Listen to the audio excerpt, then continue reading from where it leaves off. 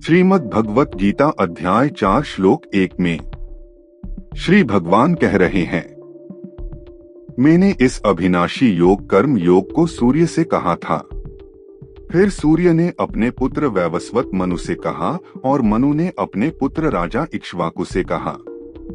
मतलब दोस्तों, इमा विवस्वते योगं भगवान ने जिन सूर्य, मनु और इक्ष्वाकु राजाओं का उल्लेख किया है वे सभी गृहस्थ थे और उन्होंने गृहस्थाश्रम में रहते हुए ही कर्मयोग के द्वारा परम सिद्धि प्राप्त की थी।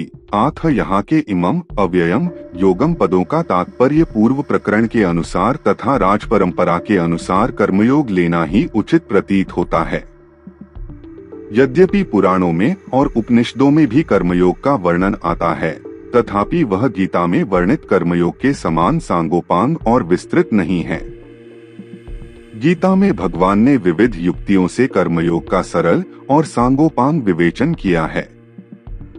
कर्मयोग का इतना विशद वर्णन पुराणों और उपनिषदों में देखने में नहीं आता। भगवान नित्य हैं और उनका अंश जीवात्मा भी नित्य है तथा भगवान के साथ जीव का संबंध भी नित्य है। आथ भगवत प्राप्ति के सब मार्ग, योग मार्ग, ज्ञान मार्ग, भक्ति मार्ग आदि भी नित्य हैं। यहाँ अव्ययम पद से भगवान कर्मयोग की नित्यता का प्रतिपादन करते हैं। परमात्मा के साथ जीव का स्वतः सिद्ध संबंध नित्य योग है। जैसे पतिव्रता स्त्री को पति की होने के लिए करना कुछ नहीं पड़ता क्योंकि वह पति की तो है ही, ऐसे ही साधक को परमात्मा का होने के लिए करना कुछ नहीं है, वह तो परमात्मा का है ही, परंतु अनित्य क्रिया, पदार्थ, घटना आदि के साथ जब वह अपना संबंध मान लेता है तब उसे नित्य योग अर्थात परमात्मा के साथ अपने नित्य संबंध का अनुभव नहीं होता। आथ उस अनित्य के साथ माने हुए संबंध को मिटाने के लिए कर्मयोगी शरीर, इंद्रिया, मन, बुद्धि आदि मिली हुई समस्त वस्तुओं को संसार की ही मानकर संसार की सेवा में लगा देता है। वह मानता है कि जैसे धूल का छोटा से छोटा कण भी विशाल पृथ्वी का ही एक अंश है, ऐसे ही यह शरीर भी विशाल ब्रह्मांड का ही एक अंश है। ऐसा मानने से कर्म तो संसार के लिए होंगे पर योग, नित्य योग अपने लिए होगा अर्थात नित्य योग का अनुभव हो जाएगा। भगवान विवस्वते प्रोक्तवान पदों से साधकों को मानो यह लक्ष्य कराते हैं कि जैसे सूर्य सदा चलते ही रहते हैं अर्थात कर्म करते ही रहते हैं और सबको प्रकाशित करने पर भी स्वयं निर्लिप्त रहते हैं, ऐसे ही साधकों को भी प्राप्त परिस्थिति के अनुसार अपने कर्तव्य कर्मों का पालन स्वयं करते रहना चाहिए और दूसरों को भी कर्मयोग की शिक्षा देकर लोक संग्रह करते रहना चाहिए, पर स्वयं उनसे निर्लिप्त, निष्काम, निर्मम और अनासक्त रहना चाहिए। सृष्टि में सूर्य सबके आदि हैं। सृष्टि की रचना के समय भी सूर्य जैसे पूर्वकल्प में थे वैसे ही प्रकट हुए। सूर्या चंद्रम सौधाता यथा पूर्वम कल्पयत। उन सबके आदि सूर्य को भगवान ने अविनाशी कर्मयोग का उपदेश दिया। इससे सिद्ध हुआ कि भगवान सबके आदि गुरु हैं और साथ ही कर्मयोग भी अनादि है। भगवान अर्जुन से मानो यह कहते हैं कि मैं तुम्हें जो कर्मयोग की बात बता रहा हूँ वह कोई आज की नई बात नहीं है। जो योग सृष्टि के आदि से अर्थात सदा से है उसी योग की बात मैं तुम्हें बता रहा हूँ। प्रश्न, भगवान ने सृष्टि के आदिकाल में सूर्य को कर्मयोग का उपदेश क्यों दिया? उत्तर 1, सृष्टि के आरंभ में भगवान ने सूर्य को ही कर्मयोग का वास्तविक अधिकारी जानकर उन्हें सर्वप्रथम इस योग का उपदेश दिया।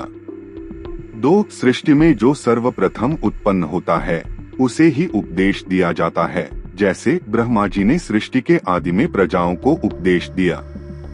उपदेश देने का तात्पर्य है कर्तव्य का ज्ञान कराना। सृष्टि में सर्वप्रथम सूर्य की उत्पत्ति हुई, फिर सूर्य से समस्त लोक उत्पन्न हुए। सबको उत्पन्न करने वाले सूर्य को सर्वप्रथम कर्मयोग का उपदेश देने का अभिप्राय उनसे उत्पन्न संपूर्ण सृष्टि को परंपरा से कर्मयोग सुलभ करा देना था। 3, सूर्य संपूर्ण जगत के नेत्र हैं। उनसे ही सबको ज्ञान प्राप्त होता है एवं उनके उदित होने पर प्रायः समस्त प्राणी जागृत हो जाते हैं और अपने अपने कर्मों में लग जाते हैं। सूर्य से ही मनुष्यों में कर्तव्य परायणता आती है। सूर्य को संपूर्ण जगत की आत्मा भी कहा गया है। सूर्य आत्मा जगत्स्थुष्ट। आथ सूर्य को जो उपदेश प्राप्त होगा वह संपूर्ण प्राणियों को भी स्वतः प्राप्त हो जाएगा। इसलिए भगवान ने सर्वप्रथम सूर्य को ही उपदेश दिया। वास्तव में नारायण के रूप में उपदेश देना और सूर्य के रूप में उपदेश ग्रहण करना जगन्नाट्य सूत्रधार भगवान की एक लीला ही समझनी चाहिए, जो संसार के हित के लिए बहुत आवश्यक थी। जिस प्रकार अर्जुन महान ज्ञानी नर ऋषि के अवतार थे, परंतु लोक संग्रह के लिए उन्हें भी उपदेश लेने की आवश्यकता हुई, ठीक उसी प्रकार भगवान ने स्वयं ज्ञान स्वरूप सूर्य को उपदेश दिया, जिसके फलस्वरूप संसार का महान उपकार हुआ है, हो रहा है और होता रहेगा। विवस्वान मनवे प्राह मनुरिक्ष वाक्वे ब्रवीत कर्मयोग गृहस्थों की खास विद्या है। ब्रह्मचर्य, गृहस्थ, वानप्रस्थ और सन्यासन चारों आश्रमों में गृहस्थाश्रम ही मुख्य है, क्योंकि गृहस्थ आश्रम से ही अन्य आश्रम बनते और पलते हैं। मनुष्य गृहस्थ आश्रम में रहते हुए ही अपने कर्तव्य कर्मों का पालन करके सुगमता पूर्वक परमात्म प्राप्ति कर सकता है। उसे परमात्म प्राप्ति के लिए आश्रम बदलने की जरूरत नहीं है। भगवान ने सूर्य, मनु, इक्ष्वाकु आदि राजाओं का नाम लेकर यह बताया है कि कल्प के आदि में गृहस्थों ने ही कर्मयोग की विद्या को जाना और गृहस्थाश्रम में रहते हुए ही उन्होंने कामनाओं का नाश करके परमात्म तत्व को प्राप्त किया। स्वयं भगवान श्री कृष्ण और अर्जुन भी गृहस्थ थे।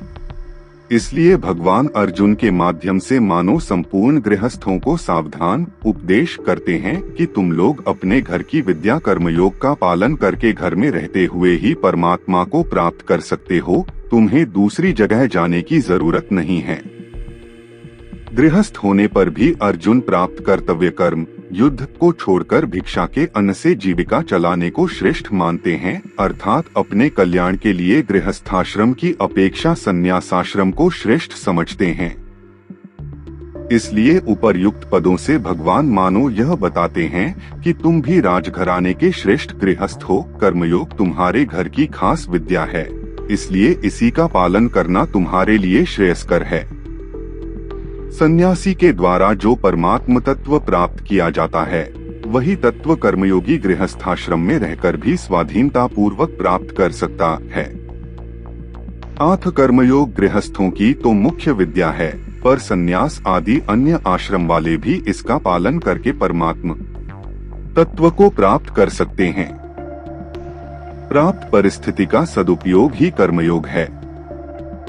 आथ कर्मयोग का पालन किसी भी वर्ण, आश्रम, संप्रदाय, देश, काल आदि में किया जा सकता है। किसी विद्या में श्रेष्ठ और प्रभावशाली पुरुषों का नाम लेने से उस विद्या की महिमा प्रकट होती है, जिससे दूसरे लोग भी वैसा करने के लिए उत्साहित होते हैं। जिन लोगों के हृदय में सांसारिक पदार्थों का महत्व है, उन पर ऐश्वर्यशाली राजाओं का अधिक प्रभाव पड़ता है। इसलिए भगवान सृष्टि के आदि में होने वाले सूर्य का तथा मनु आदि प्रभावशाली राजाओं के नाम लेकर कर्मयोग का पालन करने की प्रेरणा करते हैं। विशेष बात दोस्तों, क्रियाओं और पदार्थों में राग होने से अर्थात उनके साथ अपना संबंध मानने से कर्मयोग नहीं हो पाता। गृहस्थ में रहते हुए भी सांसारिक भोगों से अरुचि, उपरति अथवा कामना का अभाव होती है। किसी भी भोग को भोगें, अंत में उस भोग से अरुचि अवश्य उत्पन्न होती है, यह नियम है। आरंभ में भोग की जितनी रुचि, कामना रहती है, भोग भोगते समय वह उतनी नहीं रह जाती, प्रत्युत क्रमशः घटते घटते समाप्त हो जाती है। जैसे मिठाई खाने के आरंभ में उसकी जो रुचि होती है, वह उसे खाने के साथ साथ घटती चली जाती है और अंत में उससे अरुचि हो जाती है। परंतु मनुष्य भूल यह करता है कि वह उस अरुचि को महत्व देकर उसे स्थायी नहीं बनाता। वह अरुचि को ही तृप्ति, फल मान लेता है। परंतु वास्तव में अरुचि में थकावट अर्थात भोगने की शक्ति का अभाव ही होता है। जिस रुचि या कामना का किसी भी समय अभाव होता है, वह रुचि या कामना वास्तव में स्वयं की नहीं होती। जिससे कभी भी अरुचि होती है, उससे हमारा वास्तविक संबंध नहीं होता।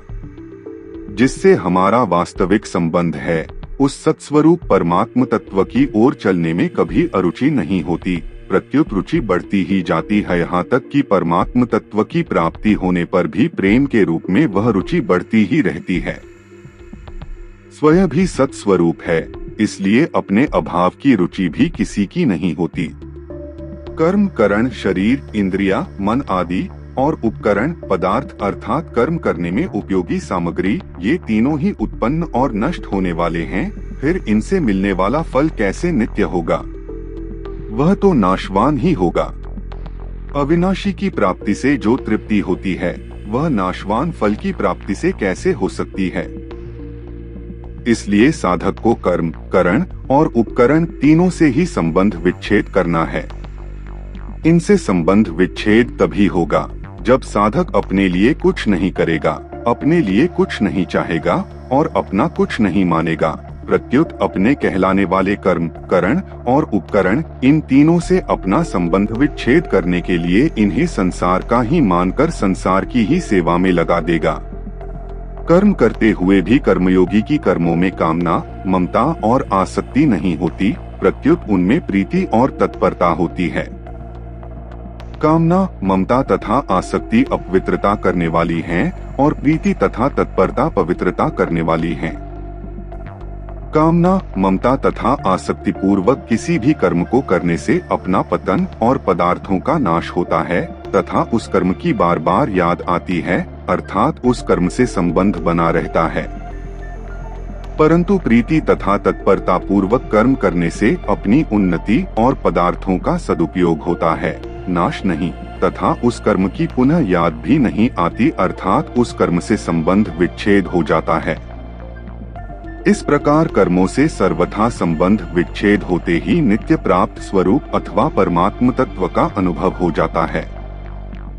कोई भी मनुष्य क्यों न हो, वह सुगमता पूर्वक मान सकता है कि जो कुछ मेरे पास है वह मेरा नहीं है, प्रत्युत किसी से मिला हुआ है, जैसे शरीर माता पिता से मिला है, विद्या योग्यता गुरुजनों से मिली है इत्यादि।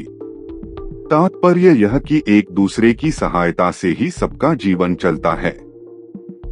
धनी से धनी व्यक्ति का जीवन भी दूसरे की सहायता के बिना नहीं चल सकता।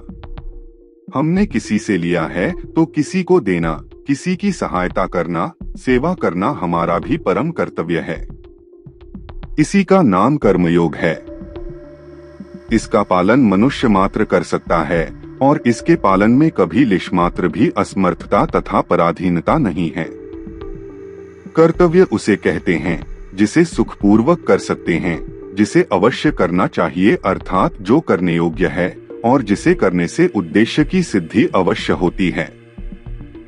जो नहीं कर सकते उसे करने की जिम्मेवारी किसी पर नहीं है और जिसे नहीं करना चाहिए उसे करना ही नहीं है। जिसे नहीं करना चाहिए उसे न करने से दो अवस्थाएं स्वतः आती हैं, निर्विकल्प अवस्था अर्थात कुछ न करना अथवा जिसे करना चाहिए उसे करना। कर्तव्य सदा निष्काम भाव से एवं परहित की दृष्टि से किया जाता है।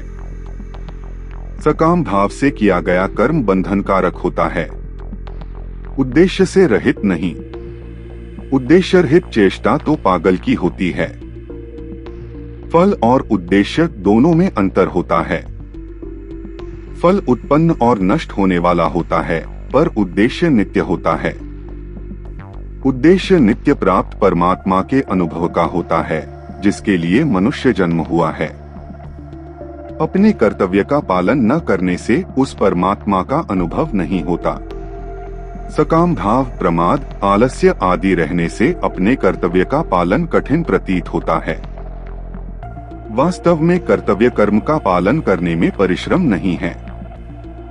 कर्तव्य कर्म सहज स्वाभाविक होता है क्योंकि यह स्वधर्म है। परिश्रम तब होता है जब अहंता, आसक्ति, ममता, कामना से युक्त होकर अर्थात अपने लिए कर्म करते हैं। इसलिए भगवान ने राजस कर्म को परिश्रमयुक्त बताया है। जैसे भगवान के द्वारा प्राणी मात्र का हित होता है, ऐसे ही भगवान की शक्ति भी प्राणी मात्र के हित में निरंतर लगी हुई है। जिस प्रकार आकाशवाणी केंद्र के द्वारा प्रसारित विशेष शक्तियुक्त ध्वनि सब जगह फैल जाती है, पर रेडियो के द्वारा जिस नंबर पर उस ध्वनि से एकता सजातीयता होती है, उस नंबर पर वह ध्वनि पकड़ में आ जाती है।